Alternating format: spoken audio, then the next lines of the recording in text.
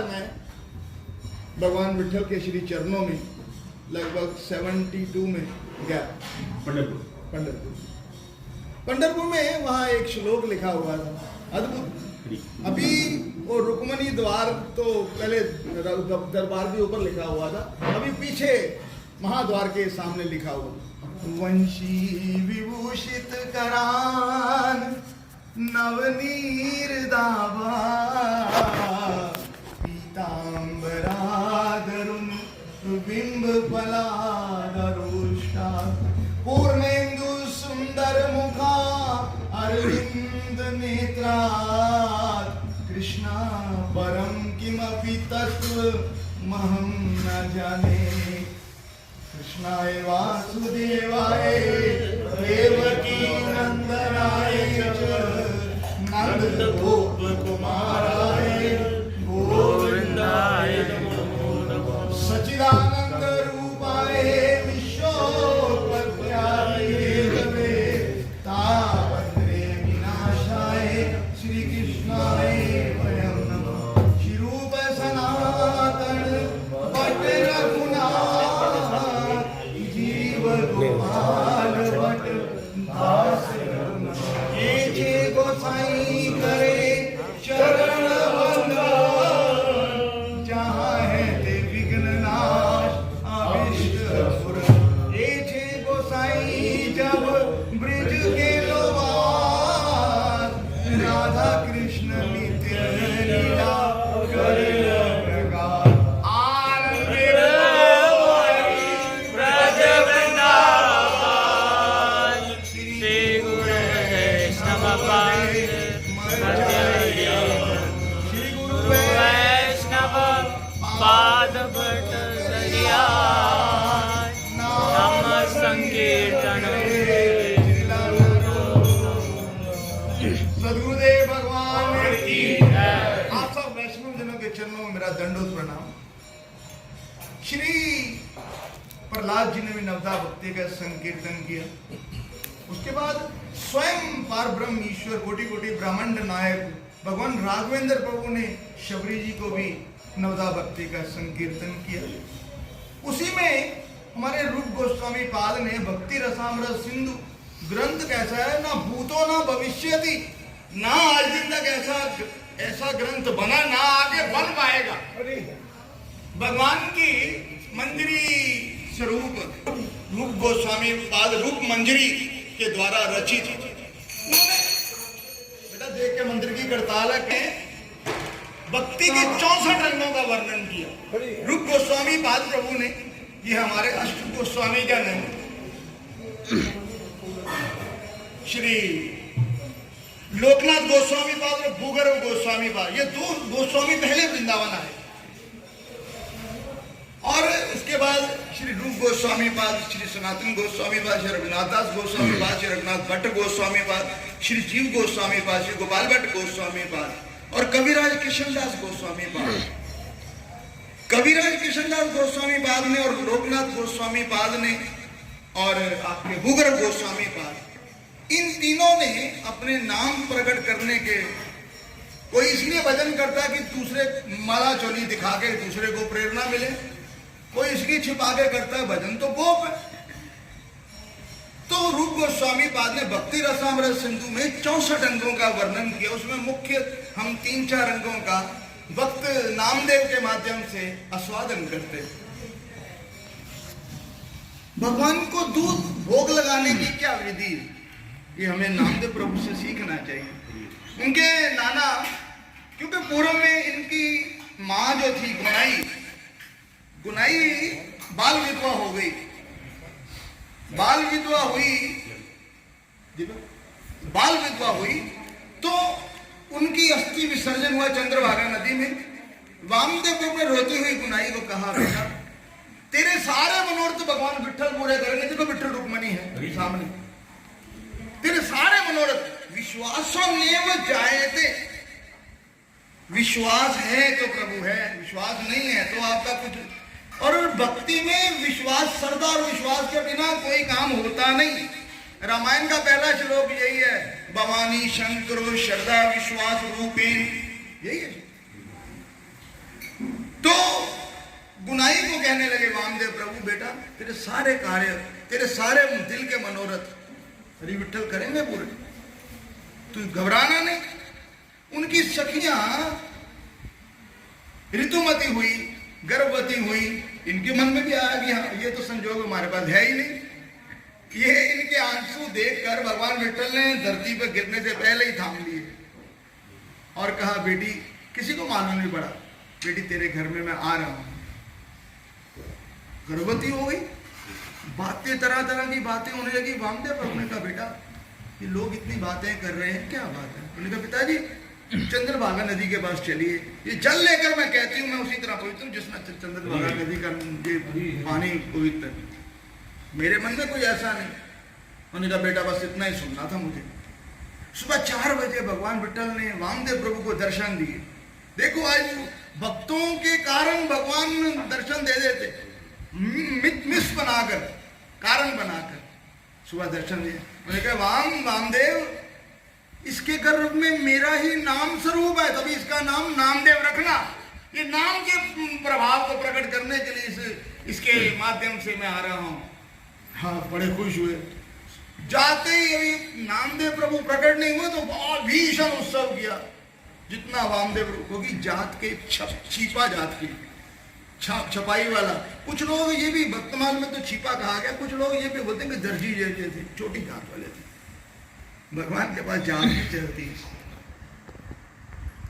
श्री कुछ दिनों बाद भगवान नामदेव प्रकट हुए, बहुत उत्सव मनाया वामदेव प्रभु ने। जय जय, बाल लीलाएं उनकी। एक बार ये रोज वामदेव प्रभु को सेवा करते हुए देखे। अभी हमारे दिनेश प्रभु सेवा कर रहे थे, देखना था, कल को भी मैं आकर देखता हूँ कैसे सेवा करते। अवर्णनीय, वर्णन के बाद हम ही ऐसी नहीं कर पाते, 10 पैसे नहीं कर सकते जितनी ये लोग करते सेवा। वामदेव प्रभु सेवा करते के लिए बात, दादाजी हमें भी सिखाओ सेवा। देखो, सीखना, प्रत्येक को वैष्णव को सीखना चाहिए सेवा कैसे की जाती। हमें भी, नाना जी हमें भी सिखाओ ना। हमें सिखाएंगे सिखाएंगे। देखो बेटा, ऐसे अभिषेक करना, ऐसे ये दूध से अभिषेक करना, दही से अभिषेक करना, पूरा सिखाया। देखो धीरे धीरे समझ रहे ना? हाँ समझ रहे। दादाजी फिर हमें सेवा दो, हम समझ के पूरी तरह। इतनी जल्दी नहीं देंगे, देंगे सेवा। कुछ दिवस बाद वामदेव प्रभु को बाहर जाना पड़ा तो उन्होंने कहा, बेटा मैं जा रहा हूँ, कल पीछे से सेवा करनी है आपने। दूध भोग लगाने की विधि का नामदेव प्रभु सबको संकीर्तन कर रहे, इसका जरा ध्यान भक्तमाल जी में। और देखो, गोविंद को सबसे प्रिय भक्तमाल है। भक्तमाल की माला जो है भगवान पहनते, इतनी नीचे नीचे चरणों तक लग जाती, कभी उतारते भी नहीं। हरि बोल। नाना जी ने कहा, देखो कल हम जा रहे हैं, मोटा मोटा समझा दिया, ऐसे करना। भगवान को भोग लगाए बिना पाना नहीं, प्रभु नहीं पानी। गनाई को सुबह नाना जी तो चले गए, आंच के ऊपर दूध रख दिया, दूध अधोटा होने लगा। अधोटा कहते हैं जब दूध सूख कर आधा हो जाए तो बिल्कुल गाढ़ा हो जाए, उसमें मिश्री डाली, इलायची मिलाई और मुद्रा की, और भगवान को कहने लगा, वो भोग लगाओ भोग लगाओ। नाना जी क्या कर गए थे, थोड़ी देर पर्दा कर दिया। गुनाही ने कहा, 3 घंटे हो गए बाहर बैठा हुआ, कुछ किया भी है कि नहीं? देखो नाना जी आके सेवा वापस, 3 दिन के लिए बाहर गए, सेवा वापस ले लेंगे, क्यों नहीं पी रहे? आपकी मेरी जान पहचान नहीं है इसीलिए क्या? हम लोग भोग धर देते, थोड़ी देर बाद घंटी बज गई, भूख अपने को लगी रहती, ठाकुर जी को पूछता ही नहीं कि आपको भूख लगी या नहीं लगी। ठाकुर जी ने 3 घंटे में नहीं पाया, चुपचाप वो अपना अलग से रख लिया, बाहर जाके अपनी गैया को बुला लिया। हाँ हो गया मैया, हो गया, क्या बोलेंगे नहीं। दूसरे दिन फिर वही क्रिया। तीसरे दिन उनका मारे, कल तो नाना जी वापस आ रहे हैं देवेंद्र भाई, कल नाना जी वामदेव प्रभु आ जाएंगे, सेवा ले लेंगे। क्या करूंगा मैं? आप मेरे से सेवा छीनना चाहते हैं क्या? मैं आपको प्रिय नहीं हूं? मेरे नाना जी इतने उनसे तो पी लेते थे, उन्होंने बोला कि पिला कर ही पीना है। पता नहीं क्या मन में आया, चाकू आगे लकड़ी का नीचे दातरी पड़ी थी, उसके आगे ऐसे रहता था, उससे मैया लोग सब्जियां काटती थी, वो लेके आ गए। मैंने कहा, प्रभु पाते हो तुम अपना गला काटेंगे। भगवान ने हाथ पकड़े। कल तक तो विग्रह समझ रहे थे, लेकिन आज उनके मन में वो ये विग्रह नहीं है।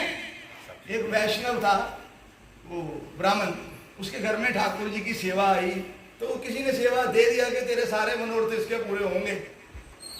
3-4 महीने उसका कुछ बना नहीं। उसने क्या किया, वो विग्रह को उठाया, ओ आले में रख दिया।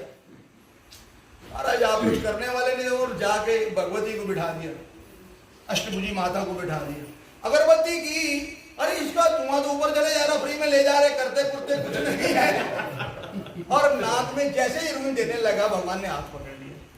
मैंने कहा प्रभु आपने ऐसे ही प्रकट मेरे को, उन्होंने कल तक तो मुझे विग्रह समझता था, मूर्ति समझता था, आज तुमने साक्षात समझा, इसीलिए मैं भगवान विठल ने हाथ पकड़ लिया। मैंने कहा पीता हूं, गला मत काट अपना। ये देखो भोग लगाने की विधि है। भक्तों के चरित्र से हमें सीखना चाहिए। भगवान ने दूध पी लिया, और महाराज भगवान रुके, क्या बात है, 3 दिन तो मैं तो भूखा हूं, मैंने कुछ नहीं खाया, सारा पी जाओगे तो मेरा पेट भी, तो मेरे पेट में भी कबड्डी का मैच हो रहा। अच्छा भगवान ने कोई बात नहीं, भगवान ने बड़े प्यार से हाथ फेरा, ये बाकी का तो पी, ऐसे ही एक घूम किया, जन्म जन्म की प्यास मिली हुई। ये है विधि। नाना जी आए, वामदेव प्रभु आए, और वामदेव प्रभु ने पूछा, बेटा नामा। बोला प्रभु नाना जी 3 दिन तो मेरे से पहचान नहीं थी। देखो बाहर से भक्त लोग आए तो उनको अंदर वो कांगो ना प्रभु जी, कांगो साइड सुनील वो, अरे भक्त श्रेष्ठ है, उनको अंदर बिठाओ, उनको अंदर बुलाओ महाराज। देखो मेरे को आशीर्वाद देने के लिए आए हो श्रेष्ठ सुनील प्रभु, आ जाओ, बड़े ही धन्य है, आओ महाराज।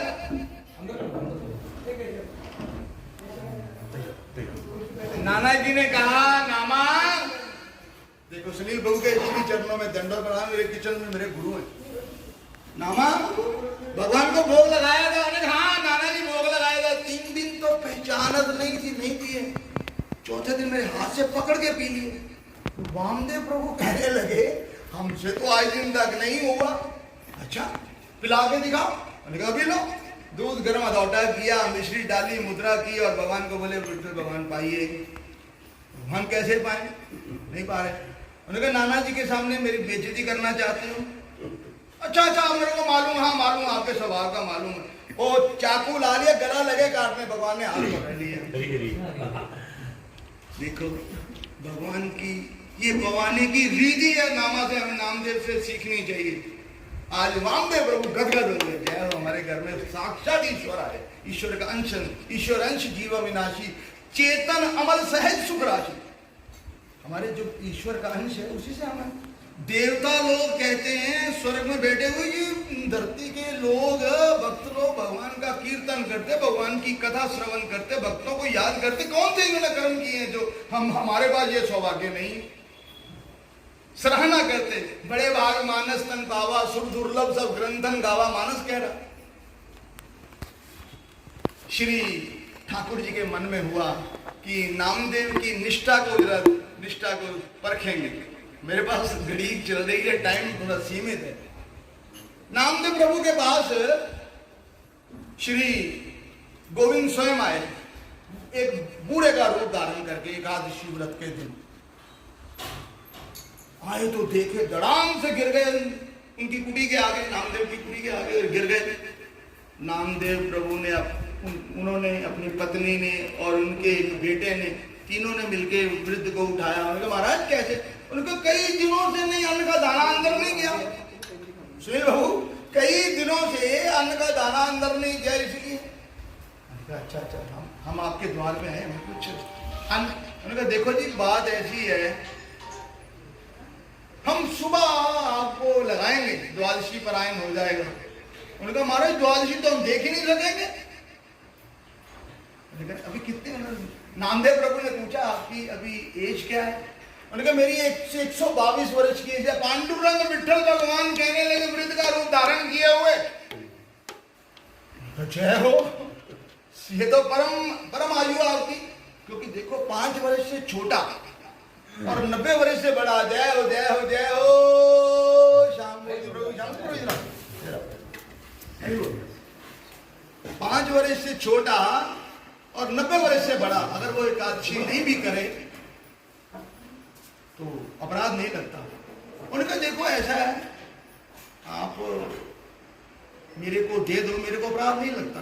उन्होंने कहा ना ना ना ना, हम खुद भी नहीं खाते और देंगे भी नहीं आपको। उन्होंने कहा फिर समझ लो, फिर मेरी तो तैयारी है। उन्होंने कहा नहीं कुछ नहीं होता आपको। 2-4 बार मिन्नत करे ब्राह्मण देव, विठल रूपी ब्राह्मण देव 2-3 बार मिन्नत की, लेकिन जब नामदेव प्रभु नहीं माने, धड़ाम से गिरे। हरि बोल, आ जाओ आ जाओ प्रभु अंदर आइए प्रभु। जगह रखे, जगह बहुत है हमारे दिल में, हमारे बहुत दिन हो गए प्रभु। आ गया ऊपर बैठो। ब्राह्मण श्रेष्ठ ऐसा नहीं, आपकी वजह से तो हम हैं, वरना हमको कौन पूछे। हरि बोल। उन्होंने कहा देखो महाराज, उससे पूर्व कहा अब अगर आज तो वैकुंठ के द्वार खुले हैं, 122 वर्ष की उम्र आपने भोग ली, और कितनी भोग दे, घबराओ नहीं, अगर मरोगे तो सीधा वैकुंठ के द्वार खुले वहीं जाओगे। उन्होंने कहा जी माँ, हमें दे कुछ रहे नहीं, खाने को दे नहीं रहे, और उल्टा हमें ही पूरी वो रामायण सिखा रहे, महाभारत सुना रहे, गीता सुना रहे। धड़ाम से गिरे। उन्होंने अपना नाटक किया, भगवान ने काम चले गए।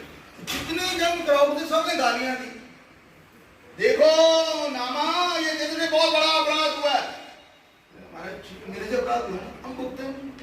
सुबह अर्ली पारायण जो था, सोए बाद पारायण के बाद उन्होंने जल का छींटा लिया। उन्होंने कहा देखो सब लोग छोड़ के चले गए कि हम तुम्हें अपनी बिरादरी में नहीं रखेंगे, बिरादरी से निकल ही गए।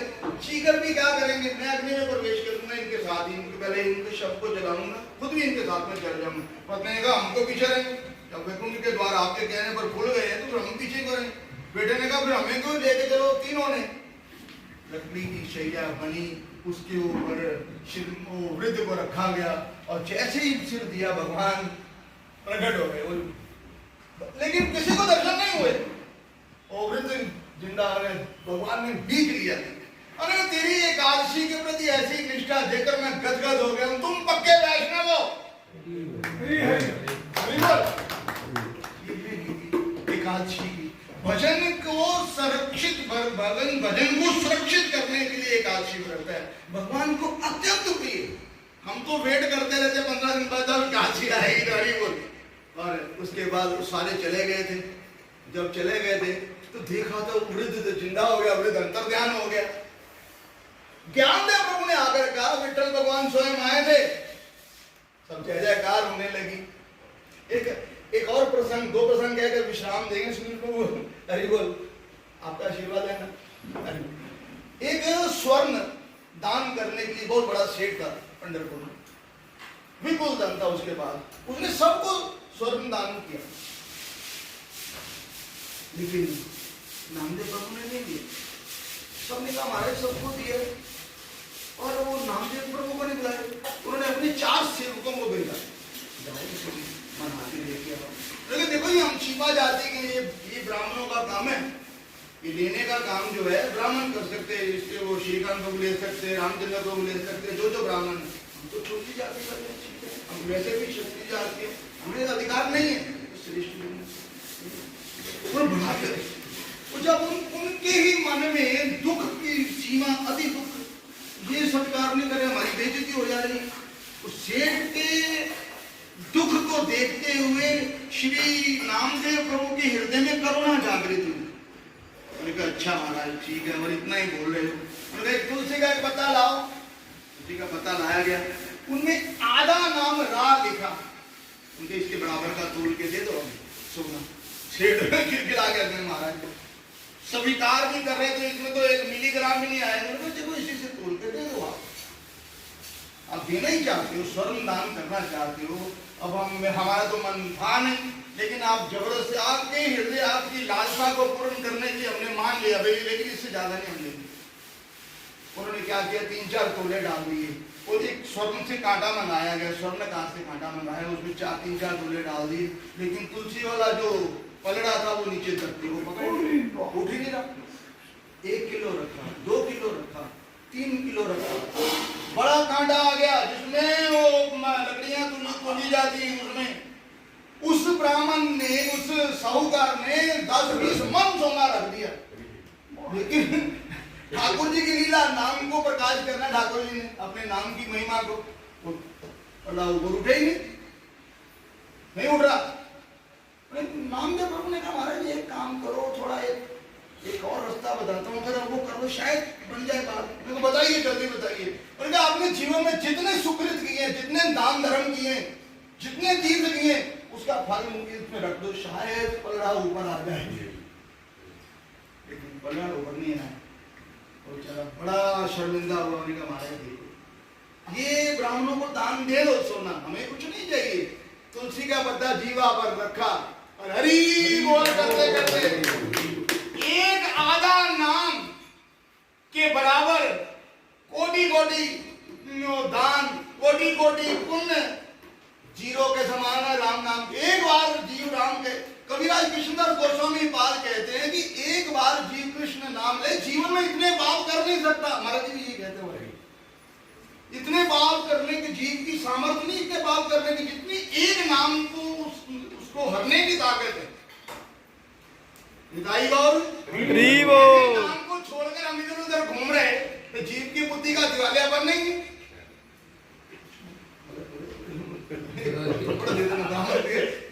एक बार भगवान का मन हुआ, क्योंकि पूर्व में ये प्रहलाद जी ही हैं। प्रहलाद जी का पुनर्अवतार है श्री नामदेव प्रभु ने। भगवान ने कहा कि प्रहलाद जी आपकी भक्ति सतयुग में, उसका आस्वादन करने के लिए आपको कलयुग में जाना पड़ता भक्ति अवतार में। जैसे मुचुकुंद महाराज जब ठाकुर जी का दर्शन प्राप्त हुआ तो भगवान ने कहा कि हे मुचुकुंद महाराज अब 2 जन्म और लेना पड़ेगा। तो प्रभु आपके दर्शन के बाद भी हमें पुनरपि जननम पुनरपि मरणम करना पड़ेगा? बोले नहीं, आपकी भक्ति का रसास्वादन करने के लिए एक बहुत बड़ा काम है। गुजर प्रदेश बड़ा विकट स्थिति गुजर प्रदेश की, उसको धनी अति धन्य करो।